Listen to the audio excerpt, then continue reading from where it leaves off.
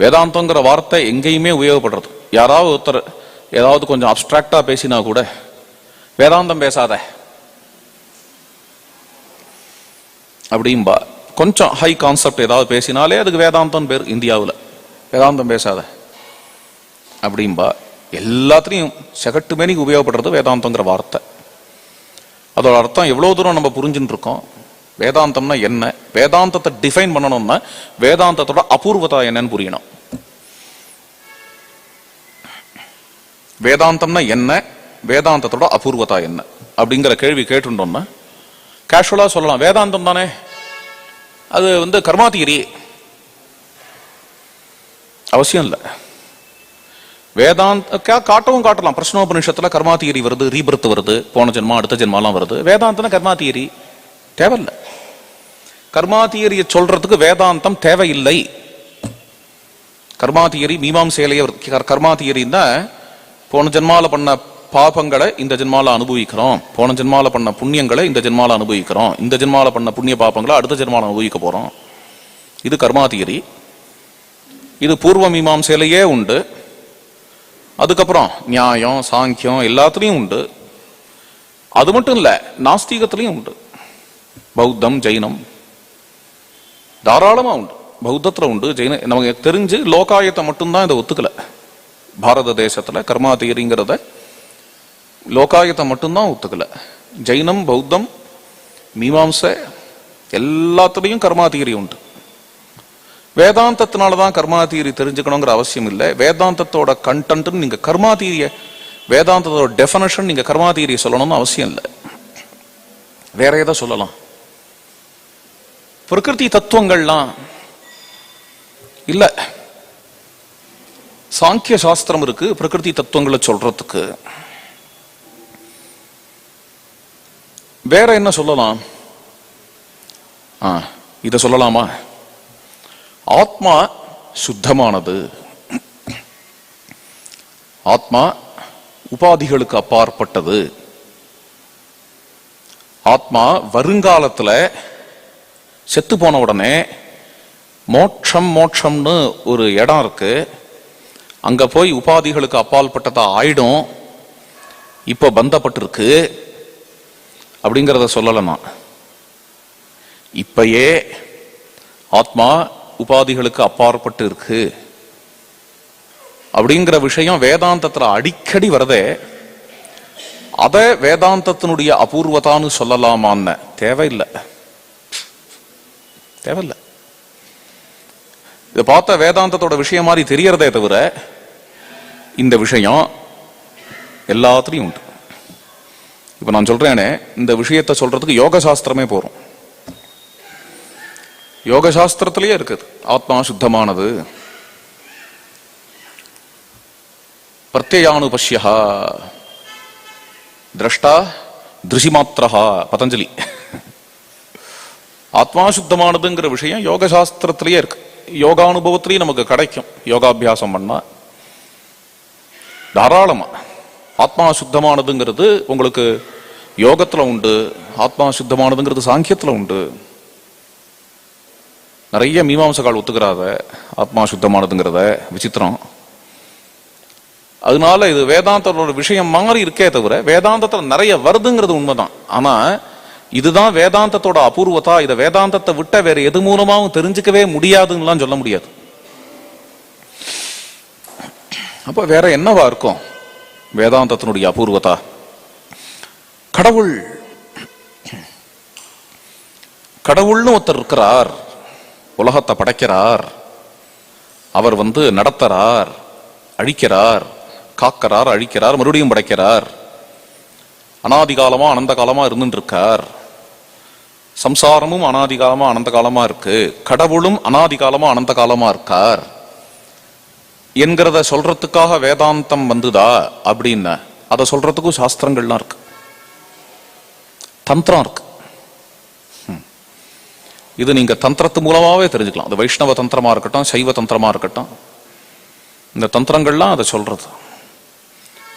இதுக்கு வேதாந்தம் தேவையில்லை. வேதாந்தத்துல இந்த விஷயங்கள் வருது, வரலன்னு நான் சொல்லல. வேதாந்தத்துல பிரகிருதியும் வருது, வேதாந்தத்துல கர்மா தியரியும் வருது, வேதாந்தத்துல ஆத்மா சுத்தம்ங்கிறதும் வருது, வேதாந்தத்துல கடவுள்னு ஒருத்தர் படைக்கிறாரு, அழிக்கிறார், காக்கிறாருங்கிறதும் வருது. எல்லாமே வருது. ஆனா இதெல்லாம் தெரிஞ்சுக்கிறது வேதாந்தம் மூலமா தான் தெரிஞ்சுக்கணுங்கிற அவசியம் இல்லை. வேதாந்தத்தோட அபூர்வதாவும் இதெல்லாம் இல்லை. எது ஒண்ணுத்த வேதாந்தம் மட்டுமாலேயே தெரிந்து கொள்ள முடியுங்கிறதான் கேள்விங்க. தந்திரங்கள்ல பார்க்கலாம், ஈஸ்வரன் ஒருத்தன் இருக்கிறான், அவன் இல்லாம இதெல்லாம் நடக்குமா? அதுக்கான லாஜிக்லாம் இருக்கு. ஜகத்து ஆர்டர்லினஸ்ல இருக்கு பார். இந்த ஆர்டர்லினஸ்ல ஜகத்து இருக்கு அப்படின்னா இதை படைக்கிறவன் ஒருத்தன் இருக்கணும் இல்லையா? ஜகத்து கயாட்டிக்கா இல்லையே, எல்லாம் ஆர்டர்லியா இருக்கே அப்படின்னு உங்களுக்கு சொல்லி கொடுத்து, அதனால இதுக்கு படைக்கணும்னு ஒருத்தர் இருக்காருங்கிறத காட்டுறதுக்கு தந்திரமே போதுமானது. ஒரு கால் பைபிளே போதுமானது, குரானே போதுமானது. இதுக்கு வேதாந்தம் வரணுங்கிற அவசியம் இல்லை. அப்போ எதனாலதான் ஏன் வேதாந்தம் இருக்கு? வேதாந்தத்தோட பிரயோஜனம் என்ன? வேதாந்தத்தினுடைய என்னத்தினால வேதாந்தம்ங்கிற கெமிஸ்ட்ரின்னு சொன்னேன் இல்லையா? கெமிக்கல்ஸை பத்தி தெரிஞ்சுக்கணும்னா கெமிஸ்ட்ரி தான் கதி. அது மாதிரி எதுக்காகத்தான் வேதாந்தம் இருக்கு அப்படிங்கிறத கேட்க ஆரம்பிச்சு இது எதுக்காகவும் இல்லைன்னு இப்ப ஆக்கிவிட்டேன். இப்ப சொல்றேன். ஆனா வேதாந்தம் எதுக்காக இருக்குன்னு கொஞ்சம் ஆழ்ந்து யோசனை பண்ணோம்னா, வேதாந்தம் தான் ஜகத்தினுடைய மூல காரணம் அப்படிங்கிறத பத்தி சொல்றது. காரணத்தை பத்தி சொல்றதுக்காக வேதாந்தம் வந்திருக்கு. என்ன நல்லதா போச்சு. என்ன இதுக்கு முன்னாடி கடவுள்னு சொன்ன, கடவுள் படைக்கிறார், அழிக்கிறார், காக்கிறார் அப்படின்னு சொல்ற, அது தந்திரத்தோட விஷயம் விட்ட. அப்புறம் நீ ஏதோ காரணத்தை காட்டுறதுக்காக வேதாந்தம் வந்திருக்கு அப்படிங்கிற. படைக்கிறார், அழிக்கிறார், காக்கிறார் அப்படின்னு ஒண்ணு காரணம் ஏற்கனவே காட்டி விடுத்தே. தந்திரம் காட்டிடுத்த. வேதாந்தத்தினால தெரிஞ்சுக்கணும் என்ன அவசியம்? வேதாந்தத்தினால தெரிஞ்சுக்கணும் என்ன அவசியம்? வேதாந்தம் ஜகத்தினுடைய காரணத்தை சொல்றதுன்னு புதுசா ஒண்ணு சொல்றியே. அப்போ அந்த கடவுள் வேறையா, இந்த காரணம் வேறையா, எதுக்காக இப்படி சொல்ற அப்படின்னு நீங்கள்லாம் கேட்கணும் என்ன பார்த்து. தந்திரத்துல சொன்ன படைக்கிறவர், காக்கிறவர், அழிக்கிறவர் வேறையா, இப்ப புதுசா ஏதோ வேதாந்தத்துல காரணங்கிறைய, அது எப்படி? எதை சொல்லலாம்? இந்த மேஜை இருக்கு,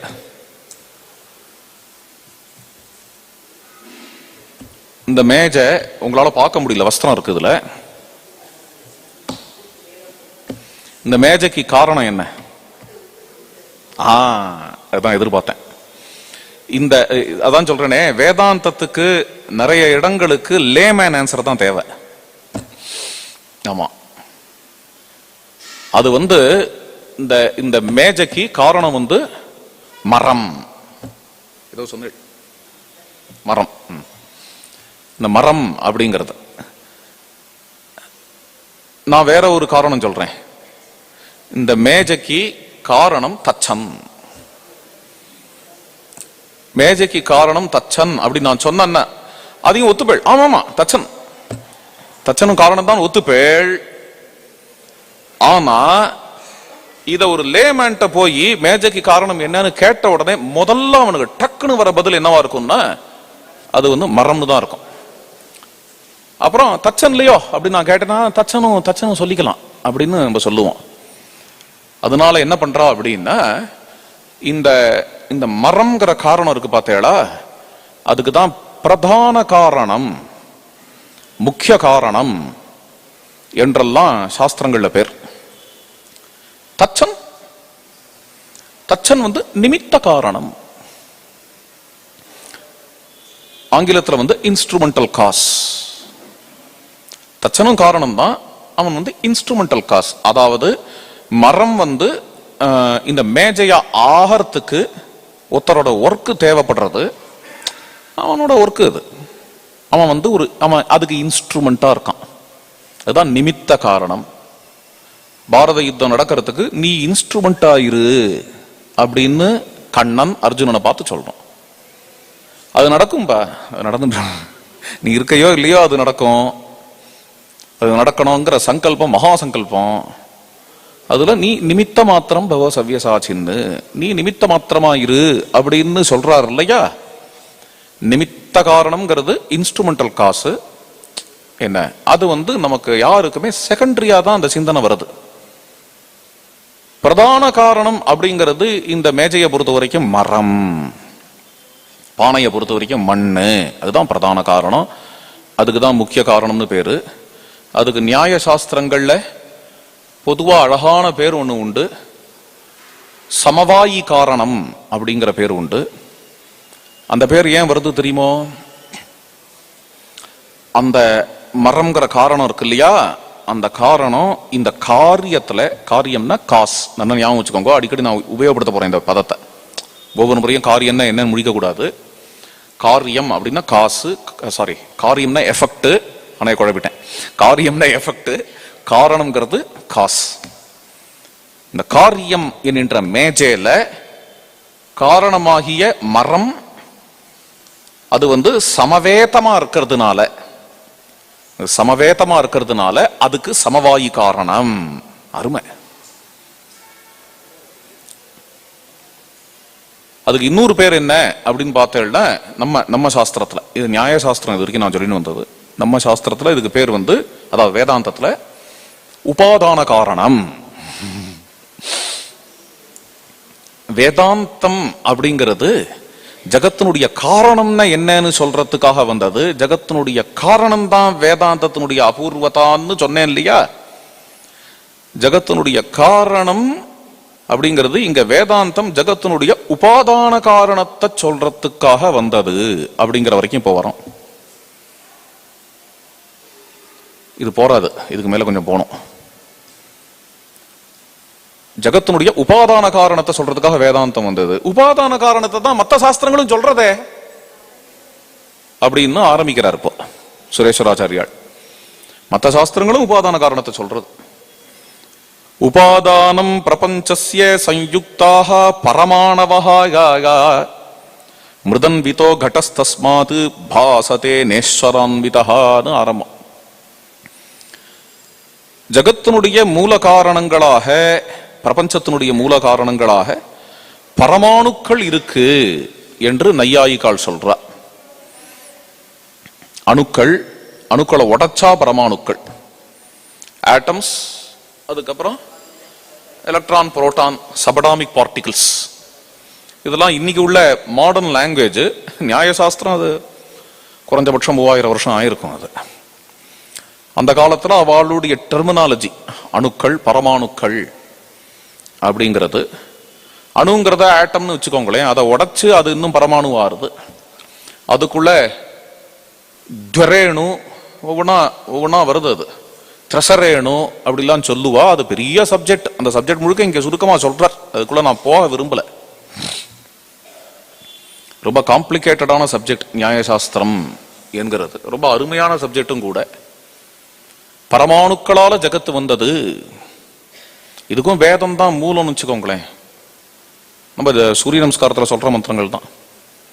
அணுபிஷ்ட மகத்பிஷ்ட எல்லாம் சொல்றோம் இல்லையா.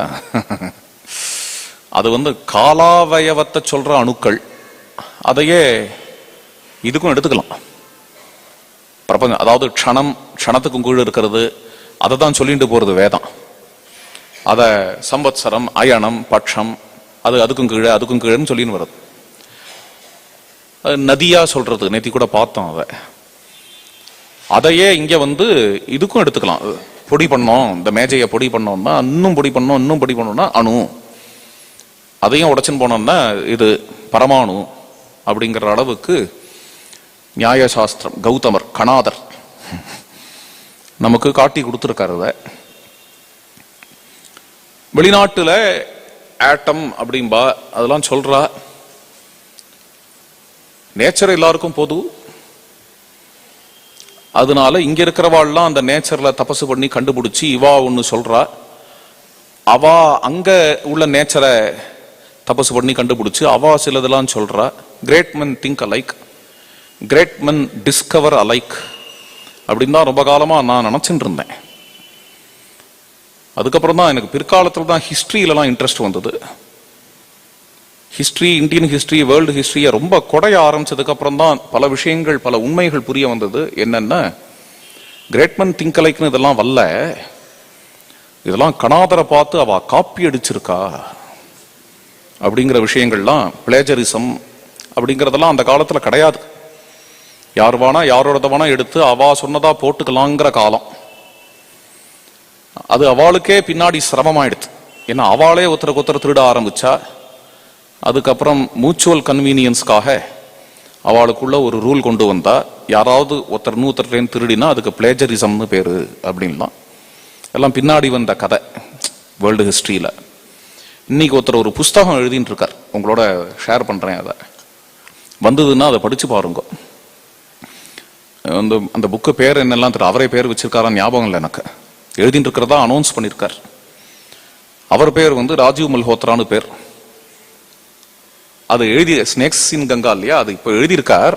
இதுக்கு அடுத்தது வரப்போற புஸ்தகம். அது என்னன்னா, இன்னைக்கு யோக தரிசனத்துல இங்க இருந்த சில பெரியவா, சில மகான்கள், அவ என்ன மெடிடேஷன் டெக்னிக் எல்லாம் அவ டீச் பண்ணாலோ அது எல்லாத்தையும் திருடி சைக்காலஜியில போட்டு அதை வெள்ளக்காரன் கண்டுபிடிச்சதா என்னென்னலாம் இன்னைக்கு சொல்லிட்டு இருக்கான். அப்படி சொல்லிட்டு இருக்க வெள்ளக்காரன்லாம் ஆக்சிடென்டலா கண்டுபிடிக்கல. அவன்லாம் கொஞ்ச நாளைக்கு இந்த யோகிகள்கிட்ட எப்படி ட்ரைனிங் எடுத்துட்டான், அவன் ஹிஸ்டரி, அவன் பர்சனல் ஹிஸ்டரி ட்ரைனிங் எடுத்துட்டு நைஸா இங்கேருந்து திருடிண்டு அப்புறம் அங்க போய் அவனா கண்டுபிடிச்சதா சொல்லிக்கிறான். ஹார்வர்டுல அங்கெல்லாம் அவனா கண்டுபிடிச்சதா சொல்லிக்கிறான். அப்படிங்கறது எல்லாத்தையும் நீட்டா சிஸ்டமேட்டிக்கா ஒரு புக்கா போட போறார். அது மாதிரி சைக்காலஜிக்கு எத்தனை விஷயங்கள் இந்தியால இருந்து கான்ட்ரிபியூட் ஆயிருக்கு. இது விஷயமா ஹார்வர்டுல போய் அவர் சொன்னாராம் அப்படின்னு சொல்றார். இது மாதிரிலாம் திருடிக்கிறீங்களே, உங்க பேர்ல போட்டுக்கிறீங்களே, இது பிளேஜரிசம் இல்லையா, இதை கொஸ்டின் பண்ண வேண்டாமான்னு கேட்டபொழுது ஹார்வர்டுக்காரா சொன்னாலாம், அவ என்ன சொன்னாலாம், என்னைக்குமே இது ஹார்வர்டு மாதிரி வெஸ்ட்ல இதனுடைய சோர்ஸ் எல்லாம் இருக்கிறது பெட்டர். இந்தியாலேருந்து வந்தது அப்படின்னு காட்டுறதை விட இந்தியால சோர்ஸை கொடுத்தா இந்தியன்ஸ்க்கு இதெல்லாம் காப்பாற்ற தெரியாது, இதை வச்சு ஏதாவது கரெக்ட் பண்ணிடுவான், குழப்பிடுவான். இது வெஸ்ட்ல இதோட சோர்ஸ்லாம் இருக்குன்னு காட்டுறது பெட்டர் அப்படின்னு சொன்னதாக அவர் சொல்றார். இப்ப நம்ம இதுக்கு வருவோம். பரமாணுக்கள் ஜகத்தினுடைய மூல காரணம், உபாதான காரணம் அப்படின்னு நையாயிகர்களுடைய வாதம்.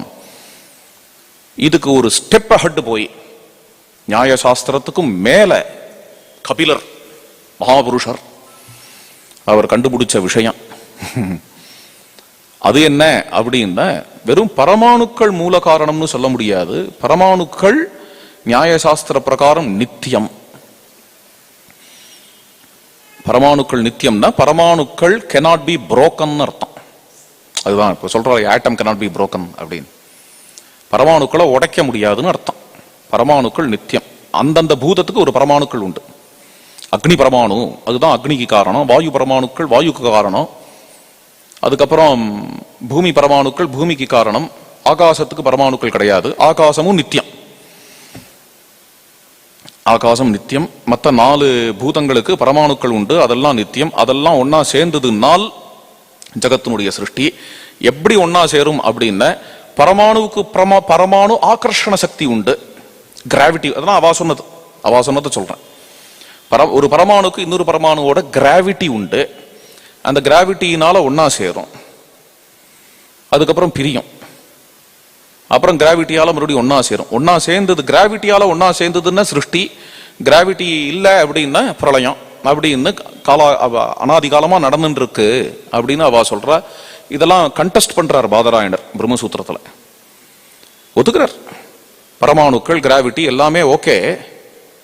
ஆனா பரமாணுக்களுடைய நேச்சராக கிராவிட்டி இருக்கிற பட்சத்துல எப்பொழுதுமே சிருஷ்டி இருக்கலாமே, அப்புறம் ஏன் பிரளயம் வரணும்? அந்த கிராவிட்டி சில சமயத்துல இருக்கு, சில சமயத்துல இல்ல, சில சமயத்துல இல்லாததுனால பிரிஞ்சுறது, சில சமயத்துல சேரறது. அதுலயும் ஒரு மெத்தட் இருக்கு. அப்படிங்கும் பொழுது யாரோ ஒருத்தனுடைய சங்கல்பம் இந்த சமயத்துல சேரணும்னோ, இந்த சமயத்துல பிரியணும்னோ, இந்த சமயத்துல பிரளயம் வரணும்னோ, யாரோ ஒருத்தனுடைய இட் ப்ரீசப்போசஸ் பிளானிங். இதுக்கு பிளான் இருக்கு. பிளான் இருக்கு. ரொம்ப டீப்பான சபடாமிக் பார்ட்டிகளுக்கு போய் பார்த்தோம்னா அந்த சபடாமிக் பார்ட்டிகல் ஆர் இன்னும் எனர்ஜி லெவலுக்கு போனோம்னா அதுக்குள்ளேயே அதனுடைய ப்ளூ பிரிண்ட் இருக்கிறதா தெரியறதே. ப்ளூ பிரிண்ட் ஒரு சித்து தானே போட முடியும், ஜடம் போட முடியாது அப்படிங்கிறது இங்க விஷயம். அது அப்படின்னு அதை கண்டெஸ்ட் பண்ணியிருக்கா நியாயசாஸ்திரத்தை, அது வேற விஷயம். இந்த நியாயசாஸ்திரத்தோட ஒரு ஸ்டெப் அஹட் போய் கபிலர் அணுக்கள் பரமாணுக்கள் அப்படின்னு மட்டும் நிறுத்திவிடாத, அதை நித்தியம்னு சொல்லி மட்டும் நிறுத்திடாத, அதுக்கும் ஃபண்டமெண்டலா இருக்கிறது ஒரு எனர்ஜி, சக்தின்னு வச்சுக்கோங்களேன், ஒரு எனர்ஜி. அந்த எனர்ஜி மூணா பிரியறது, சத்துவம் ரஜசு தமசுன்னு. சத்துவம் ரஜஸ் தமஸ்சேதி பிரதானஸ்ய குணாஹ த்ரயஹ ரஜோ ரக்தம் சலம் தேஷு சத்துவம் சுக்லம் பிரதிஷ்டிதம் தமः கிருஷ்ணம் சாவரகம் சிருஷ்டிஸ்தித்யந்தஹேதவஹ இதி சாங்கியாஸ்ச பாஷந்தே தேஷாம் உத்தரம் உச்சதே. இந்த எனர்ஜி சத்துவம் ரஜஸ் தமசுன்னு பிரியறது. எனர்ஜிலேயே இந்த சத்துவம் ரஜஸ் தமசு இருக்கு. இந்த சத்துவம் ரஜஸ் தமசு ஒரு பேலன்ஸுக்கு வந்துருத்து அப்படின்னா பிரளயம். இந்த சத்துவம் ரஜஸ் தமசு ஆசிலேஷன்ல இருந்ததுன்னா சிருஷ்டி அப்படின்னும். இந்த எனர்ஜி தான் இந்த ஜகத்துக்கு காரணம். என்ன காரணம்? உபாதான காரணம்.